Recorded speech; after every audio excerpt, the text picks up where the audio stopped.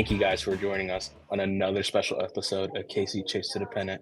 As of this recording, a lot has happened in the world of the Royals, but we're excited to get this interview underway. We'll talk more about it later. But my name is Cristian Martinez, co-host of the show. With me, as always, is my co-host, brother from another mother, Kev O'Brien. How you doing, Kev? I'm doing all right. It's a great day to be a Royals fan. I mean, every day is a good day to be a Royals fan, but this day definitely was better than others. And we got an awesome host here, an awesome guest here today, and we're really excited to get this interview started. Speaking of which, we got two great guests here today. First of all, Farm the Fountains founder, awesome dude, love working with him all the time, Mr. Preston Farr. Preston, how you doing? I'm good. I think it's going to be tough to wait like a whole nother month for baseball to actually get started, but I'm ready. Man, I had put on the jersey today. I was like, I just need baseball to come. Like, I want the Super Bowl to happen, but baseball season can't come any sooner. Speaking of baseball, we got the 18th ranked prospect in 2023 in the Royals farm system, a native of St. Joseph, Missouri, and he's grew up a Royals fan. It's Mr. Noah Cameron. Noah, how you doing today? I'm good. Happy to be here. For sure. So yes, it was a good day. Good day for the Royals for sure. So I was gonna say, you grew up a Royals fan. Tell me what it's like to be in a farm system of a team that you grew up watching. Yeah, I mean, obviously it's a dream for sure. Obviously it was, being drafted just to begin with is obviously a dream come true. And just that it happened to be Kansas City was just like, I mean, not we have a few of us, I guess, in the organization that are like local guys, and we're all just – I don't think it's hit us yet because obviously none of us are in Kansas City. But I was talking to my wife the other day, and it's like hopefully like when I get there, like life is just going to be normal. Like we're going to be living in our home, like seeing our family like all the time and stuff. And I'll just be going to Kauffman Stadium or the new stadium just to like go to practice and go to the games and stuff like that. So it is just – I think it'll hit me down the road, kind of hopefully when I get there and stuff. But yeah, I mean, it's awesome just being obviously growing up a fan and just loving the organization as a whole for as long as I can remember. It's definitely pretty cool being in it. So. Yeah, you were drafted in the 7th round in 2021. When did you hear that being drafted by the Royals would be a possibility, and how did you feel about it when they actually selected you at that pick? Yeah, I had talked to them maybe like a month before, kind of leading up to it. I was out with Tommy John surgery, so like that entire year. So I hadn't played, so we didn't really know if it was going to be like a possibility to get drafted and kind of what that looked like. Went to like the pre-draft combine type thing, and so kind of went there and talked to them and stuff like that. And then obviously we're like, hey, we're interested in you, and we want to take you and all that stuff. But it was day of the draft is when they called me. So they called me a few minutes before the pick in the 7th round. And I wanted to be a Royal. There was a couple other teams kind of in play on that second day. But obviously we were waiting for a call, but we definitely wanted it to be from Kansas City. And it was. So it just kind of, I don't know, all worked out. That's awesome. Nice. You talked about Tommy John a little bit, and I think that's a big reason why maybe you fell a little bit further in the draft because obviously you have the talent, right? Mm-hmm. But can you tell us like what was that recovery like? Like what kind of challenges did you have to overcome, and like even now, are there still things that you're maybe working through? Mm-hmm. Yeah. So Tommy John. So I got injured. So COVID happened my sophomore year of college, and then so obviously season is canceled. All that stuff. Went up to the Northwoods League that summer, and that's kind of just because obviously we didn't have a season. So went up there just to pitch and get some innings under my belt. Ended up getting hurt like my 3rd or 4th outing there. So then obviously they were like, hey, like obviously you're going to be out for a year probably. They kind of call it like the golden time frame of like obviously it stunk that I got hurt, but I got hurt in the right time to where I would miss one season and then I would be back healthy for that fall, like going into the next season. So because obviously the plan was to go back to college because I got hurt. Now I can't get drafted. That's kind of what we were thinking, I guess. But yeah, I mean, obviously the rehab and all that stuff was definitely just a huge challenge. And every day it was, I actually did rehab at a clinic instead of at school, just with like an actual physical therapist. And I mean, it was every day doing stuff and being away from the team and all that stuff. I think going back from my junior year, which was my injured year, like it was tough because I knew I was going to be the Friday night guy. I knew that I was obviously like one of the captains on the team. Like I had all these young guys kind of looking up to me and all this stuff. So I definitely felt like a little bit like let the team down in a way.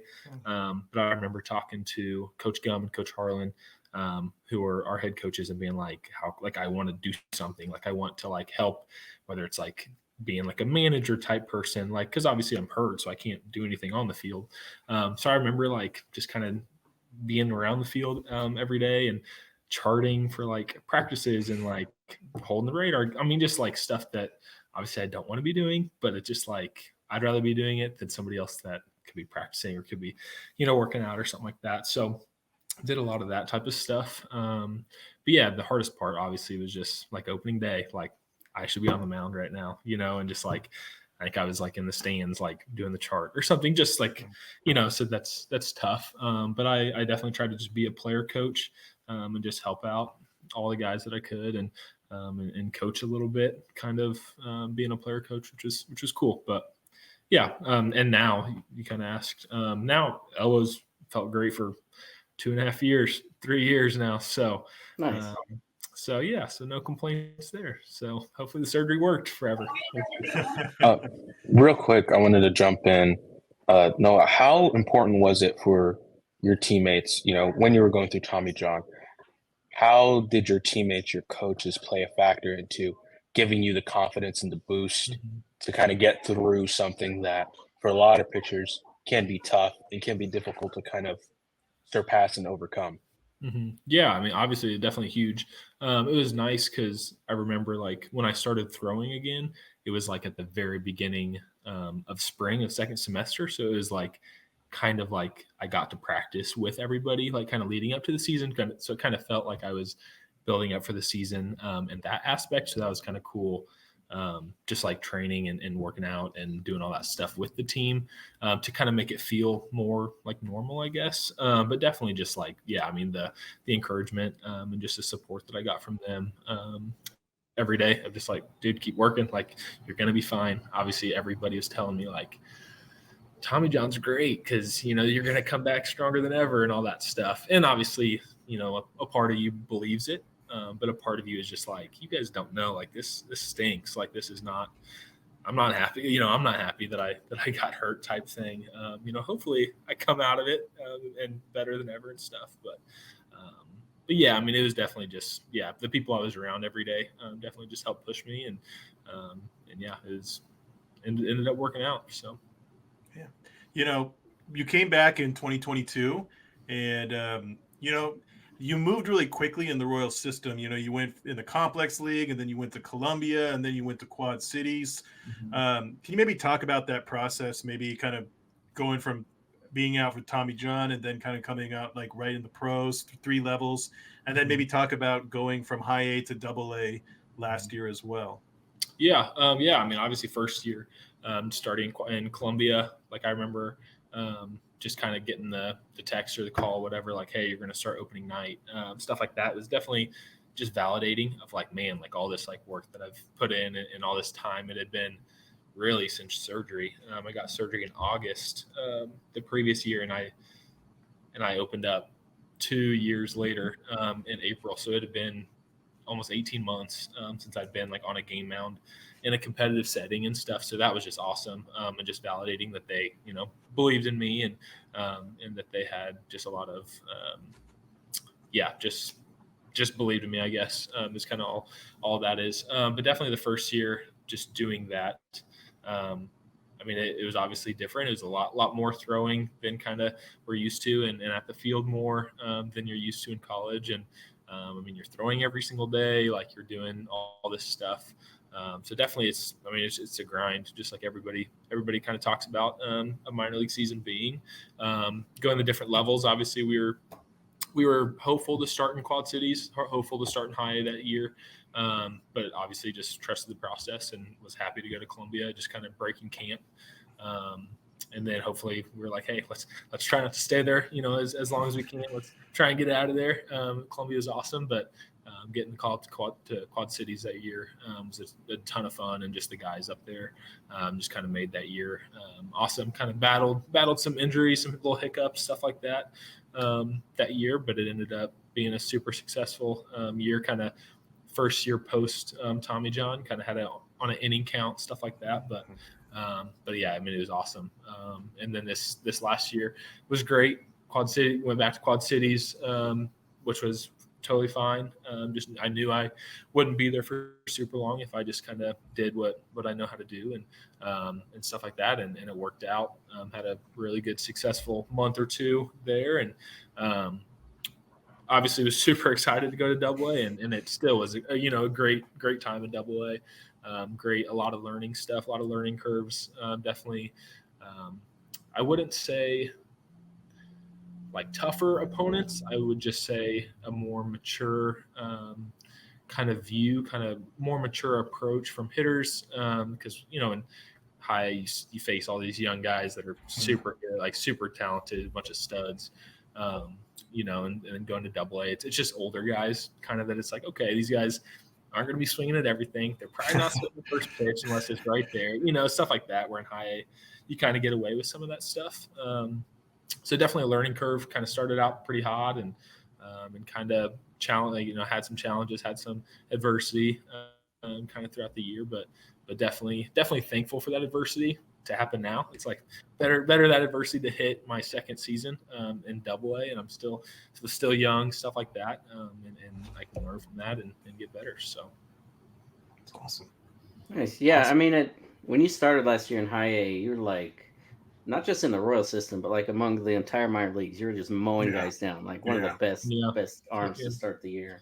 Yeah. And then, like you said, like you went to AA, your first start, I think you went like 7 scoreless. It was just outstanding. Yeah. But then, like, I was going to stay like that, but yeah, well, like then things got a little more difficult, but that's bound to happen for anybody, right? Right. But I was curious, and if you can't, like, if it's personal or if you can't mention it, that's fine. But at one point, there was like a month where, like, I was asking Sean Mernon like every week, like, when's Noah Cameron going to start? When's he going to? But it was like a month off. Was that was that planned or what was that? Yeah, that was kind of planned because I had only thrown 65 innings the year before.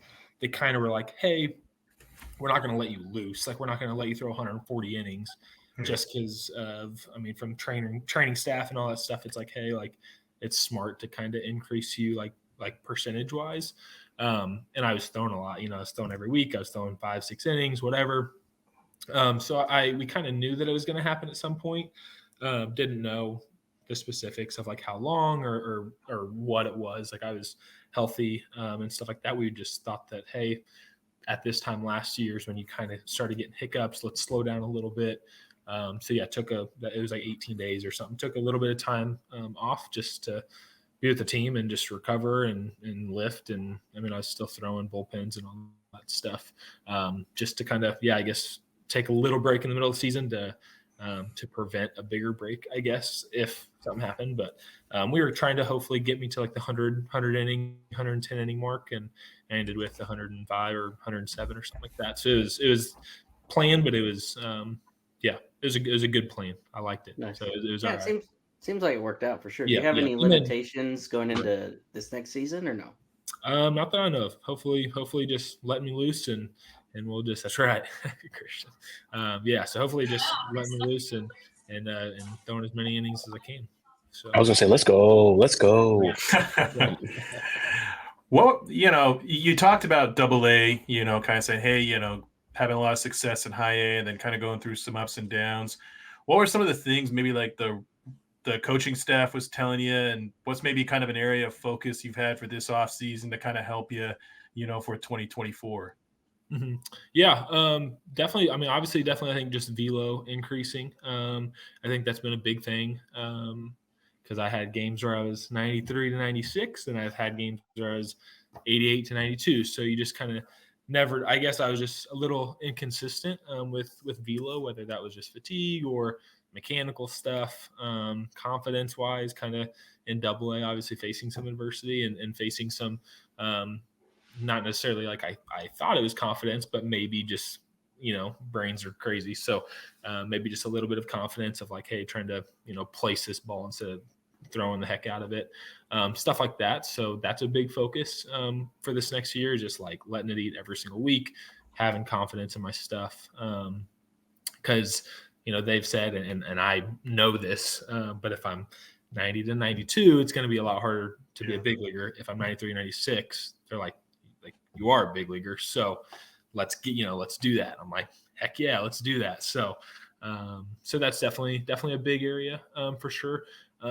Adding a fourth pitch is definitely a big thing. Adding a cutter is kind of what I'm been working on right now. So just getting something that that moves into a right-handed hitter, I think is just going to be super big for my career, and just open up the changeup, open up other pitches that I obviously love to throw a lot. I think in AA with the approaches, they kind of started.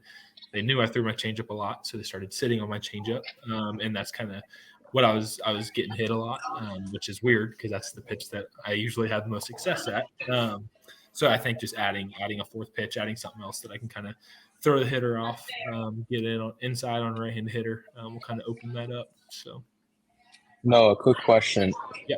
Is that something the Royals really push when you're in the kind of in Royals player development? Is adding a fourth pitch if you're wanting to be a starter, or even if you're might be in a reliever role? Is that something the Royals try to push?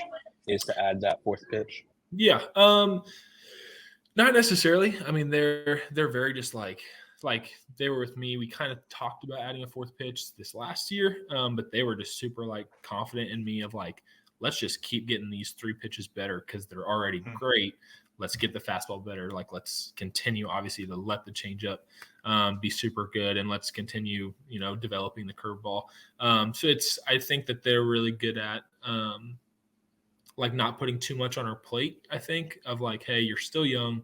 We're not looking for you to be in the big leagues this year. Like, let's continue to like develop. And I think that that just like their confidence in me, I guess, like they're not like, hey, you need a fourth pitch. Like, let's like even this year, they're not like pushing that or like, hey, you need this. Like, they're just like, hey, I think it could be good for you. Like, let's keep getting these other three pitches better and better every day. But I think that also I've kind of taken it a little bit of my career, a little bit of like, I know that that'll be really good for us. And so just talking to them and communicating with them, and we're on the same page. So, but they're just, if they think we need it, they'll push. But if they're like, hey, we're confident that you can be an incredible pitcher without it, if you want it, let's work on it type thing. So. And then before Preston goes, can you explain to viewers at home what the process is like of adding a pitch to your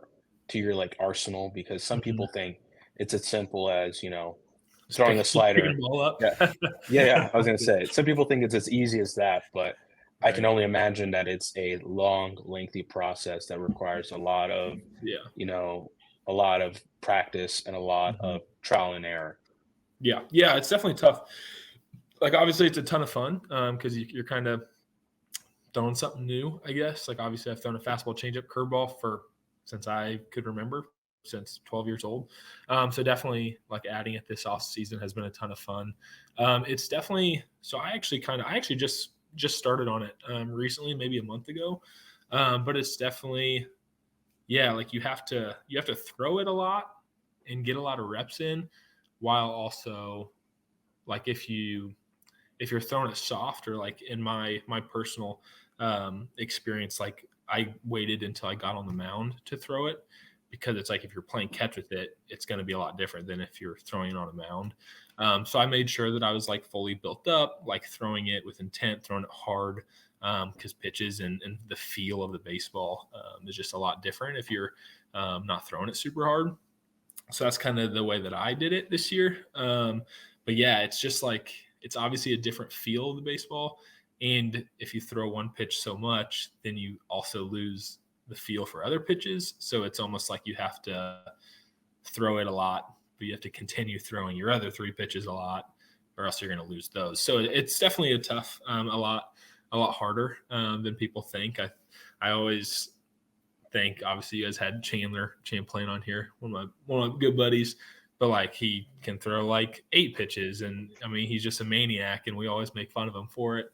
But he's just like, he just has the feel for the baseball, which is awesome, and hopefully someday I have that feel. But it's just like, hey, dude, throw this pitch, and he just throws it, and it's nasty, and you're just like, how'd you do that, type thing. So it's definitely, some people just have a better feel for the baseball. But it's definitely been a ton of fun.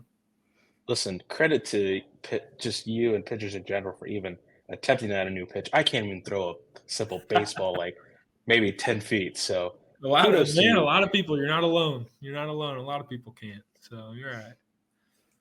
Hey, well, my last question, you like stole it already, because I was going to ask you about the velocity, because you're like 95, 96, and then as the year went on, like, it kind of tapered off some. But yeah. So instead of asking about that, I'll ask you about, I feel like the Royals have done well this offseason at adding like veterans, but it's like 1 or 2 year deals. It's not shutting the door for you guys to go there and claim a spot, right? So absolutely. There's Chandler Champlain, Mason Barnett. You guys have kind of slowly like came up through those levels together, it seems like. Right. Yeah. How is that like for you as a teammate to be around the same guys as you move up?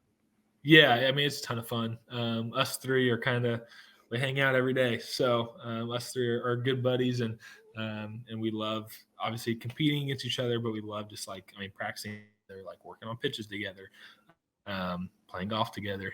We get on the golf course and all that stuff. So it's a ton of fun because you just build relationships with guys, and it's not so much of, like when you get moved up or moved down or whatever, get traded, it's just like a fresh start, and you kind of, even if when you get moved up, it's a ton of fun and it's amazing, and it's such a positive thing. But then you also lose the relationship, not lose, but you have to kind of put those relationships to the side and you kind of start over. So it's definitely cool. Definitely, I mean, we just enjoy it. We enjoy each other for sure.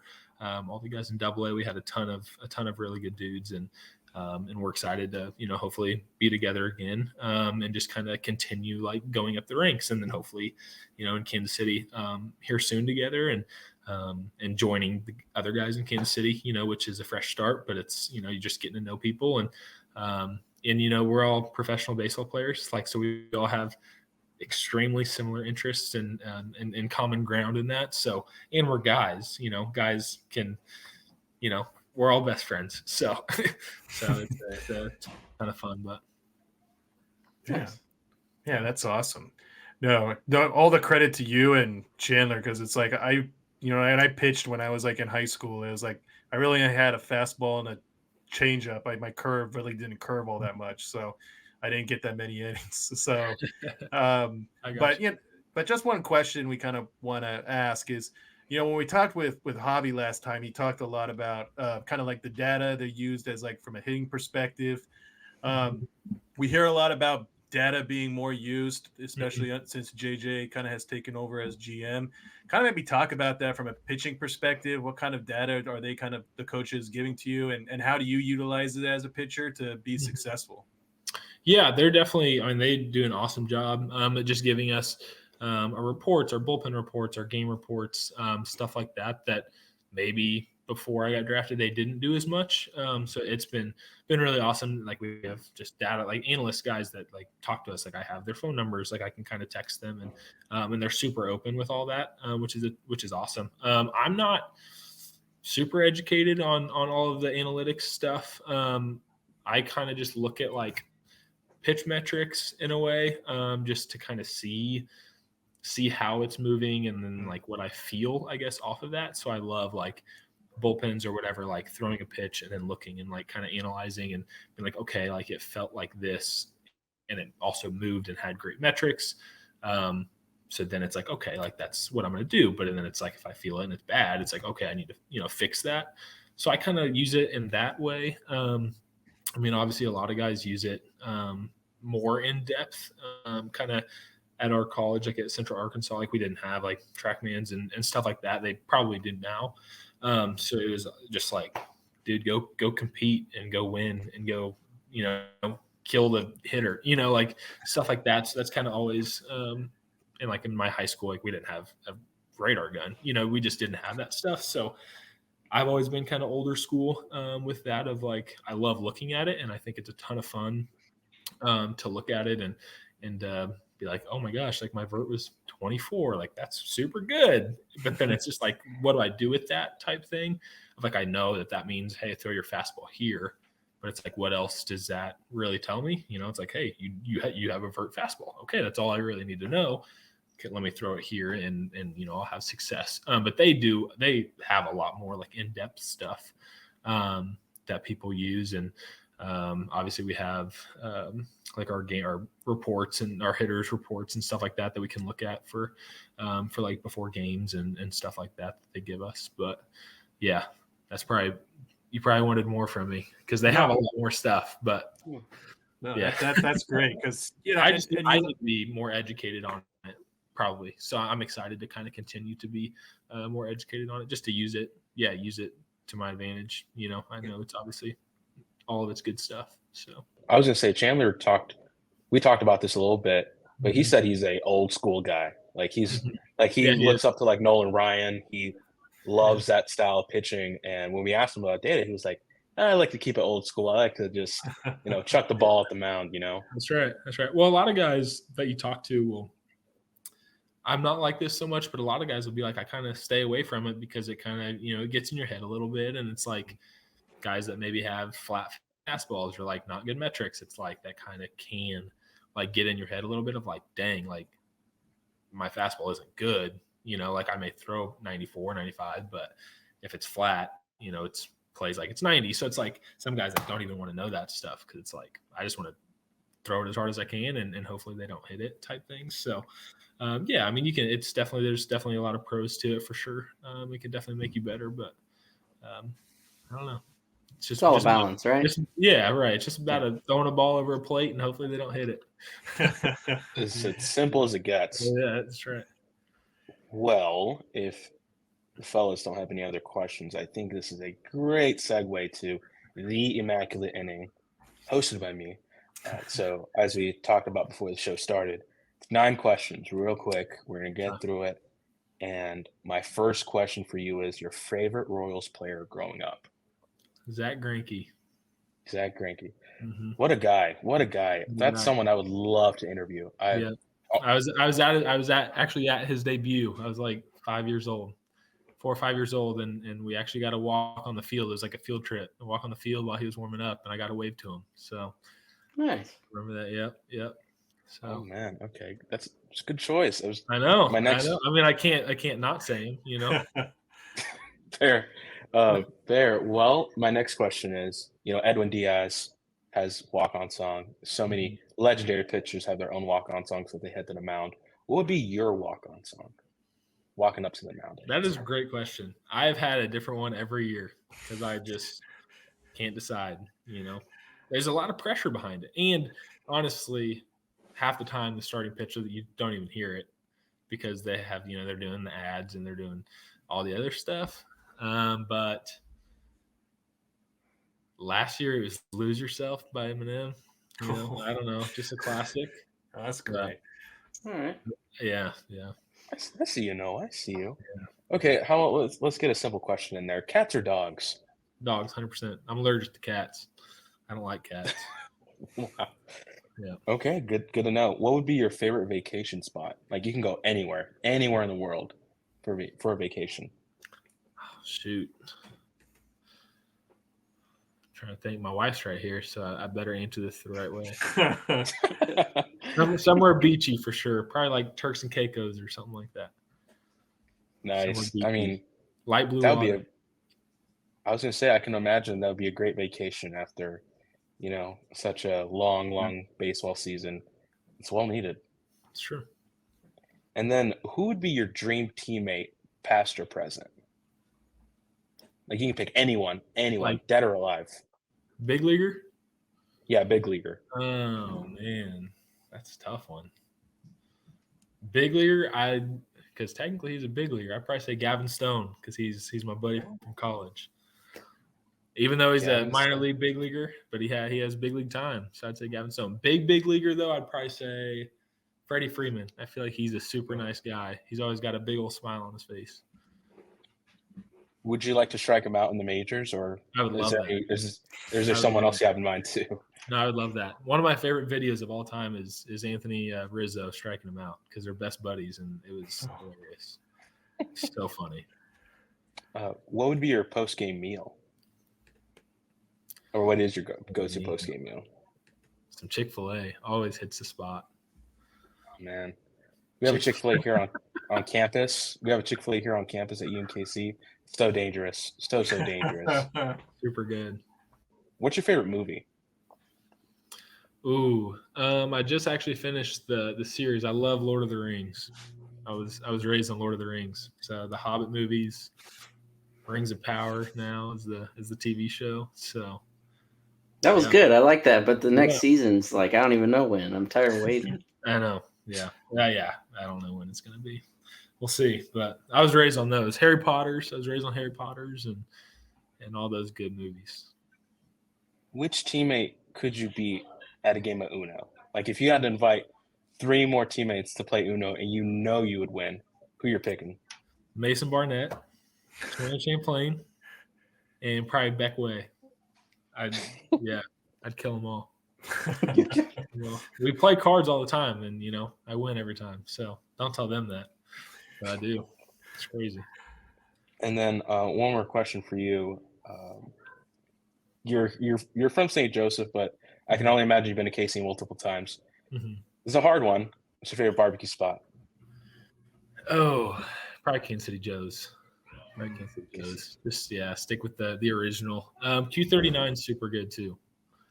Yeah, I've had Q39. It's super good. I've only had it a couple times, but Kansas City Joe's is probably the number one spot. Well, Noah, we really appreciate you coming on. This Absolutely. is awesome. Thank you guys. Yeah, thanks for having me on. Yeah, of course, and we are excited to see you come up to the majors. If the day that you get called up and you have a game, I'm going no matter what. Yeah, sounds good. Sounds like a plan. Good luck this year. I hope it's a good season. I hope everything goes well for you. Yeah. Yes, sir. Yeah, we're looking forward to it. I'm a season ticket member, so whenever you're there, man, it's like I'll be probably there anyway. So awesome. Sounds good. Sounds good to me. All right. Appreciate you guys.